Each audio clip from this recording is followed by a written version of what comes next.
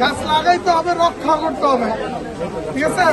আপনি যখন বড় হবেন ইনশাল্লাহ এই গাছ আপনার থেকে আমরা বুঝে নেব, পারবো তো রক্ষা করবো ইনশাল্লাহ, ঠিক আছে?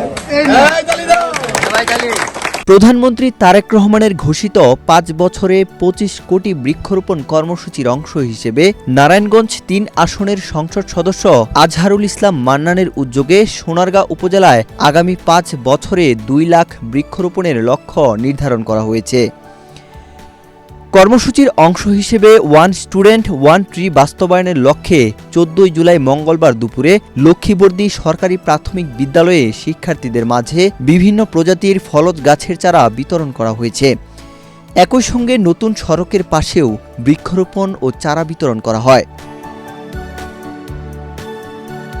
অনুষ্ঠানে প্রধান অতিথি হিসেবে উপস্থিত ছিলেন সংসদ সদস্য আজহারুল ইসলাম মান্নানের পুত্র খায়রুল ইসলাম সজীব।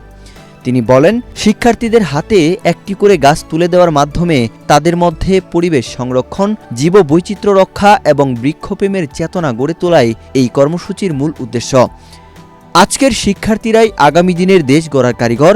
তাদের মাধ্যমে একটি সবুজ, পরিবেশ বান্ধব ও বাসযোগ্য বাংলাদেশ গড়ে তোলা সম্ভব।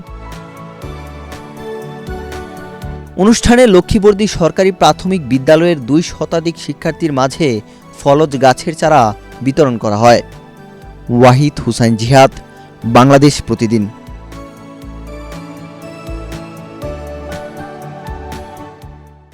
আমি জাম গাছ দিয়ে গেলাম, আরেকটা কি গাছ লাগতো? আমার একটা মেহাগনি গাছ দিল।